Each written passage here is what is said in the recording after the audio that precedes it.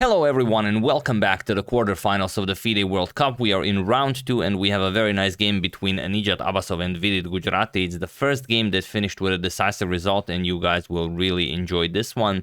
Now, this is the first game we're covering by Nijat Abasov, and he's just the dark horse, as the title suggests, of the FIDE World Cup. He's a lot lower rated than most of the players who have gotten this far. As you can see, he's over 100 rating points lower rated than Vidit, but he defeated some incredible players to just reach this position here. He defeated Makoto, he defeated Laurent Fressinet, he defeated Anish Giri, he defeated Peter Svidler, and he defeated Saleh Salem, and now he faces a very strong grandmaster, Vidit Gujrathi.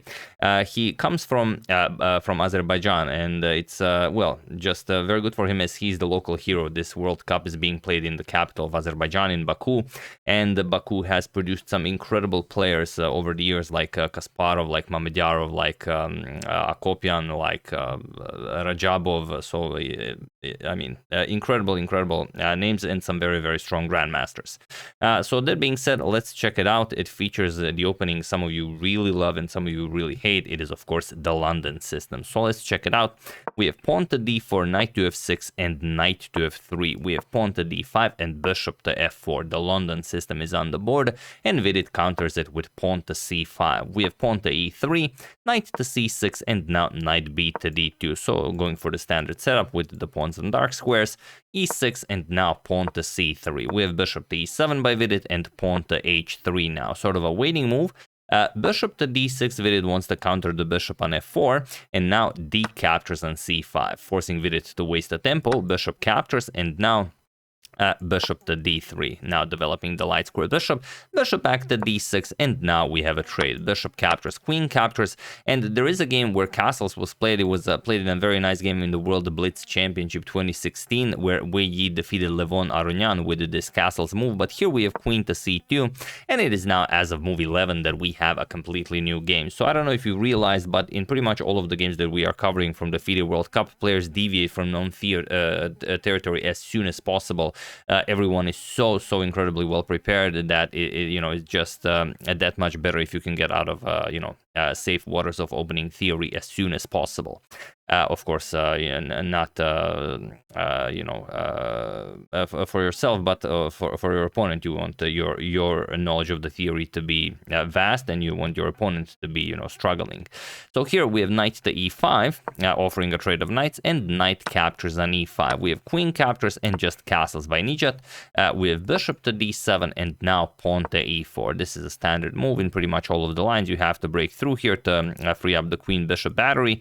D captures on e4, we have knight captures, and now avoiding further trade of pieces with knight to d5. And also the knight is very well placed on d5. You can't really kick it away with c4. The knight to b4 comes, attacks the queen, attacks the bishop. It's a very nicely centralized.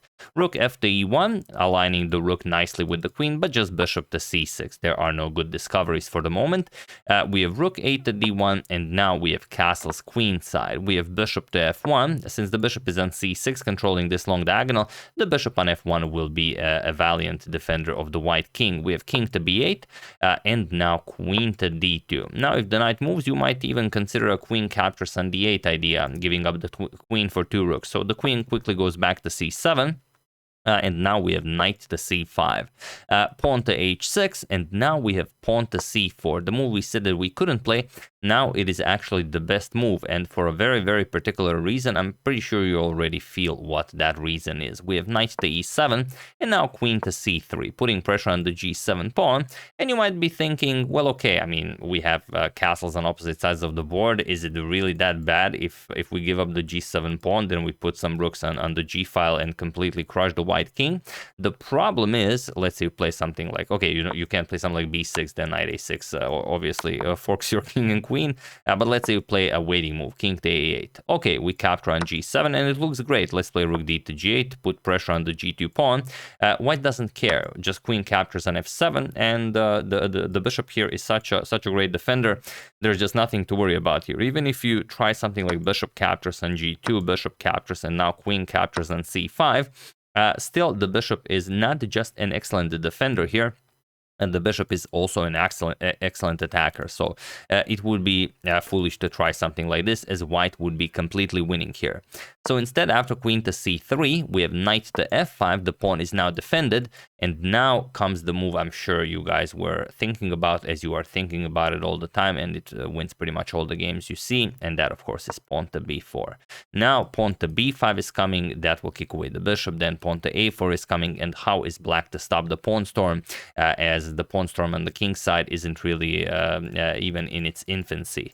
So let's check it out. Rook captures on d1. Okay, for the moment stops pawn to b5. We have rook captures and rook to d8, now with the threat of rook captures on d1. But this allows white rook captures on d8, queen captures, and now Nijat plays pawn to b5. So what does this mean for our good friend the light square bishop? Bishop back to e8, and now pawn to a4. And now what do you play here? The problem is something like queen to d4. Okay, you would very much enjoy trading queens here because you're behind in space. But after queen to a3, what do you play? Let's say you play something like knight to h4. Looks very nice. Even knight to e4 is possible. Now, what do you play here? Okay, the knight is hanging, but you can't really capture it. Otherwise, the queen is coming to e7, to f8. There's not much you can do here. Also, the knight can come to d6, put pressure on the bishop.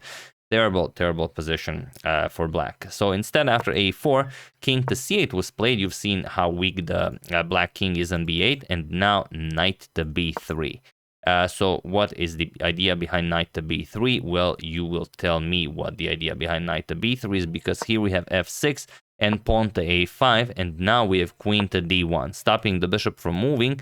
And also there is a trick in the position, but now white is completely winning. So feel free to pause the video and win the game for Nijat while I give you a couple of seconds.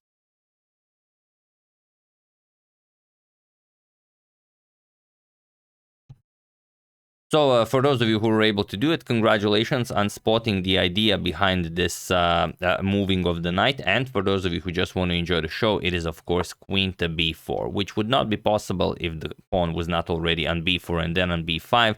Now queen to b4 guards the b5 pawn, and c5 is unstoppable. The real idea is, of course, you want to play c5, but then you blunder the game after bishop captures on b5. Now there's no way to actually defend this. So queen to b4 stops all of that, and now c5 is unstoppable. We have pawn to b6, a captures on b6, a captures, and now pawn to c5. And now Vidit's chances of remaining in the FIDE World Cup are simply gone.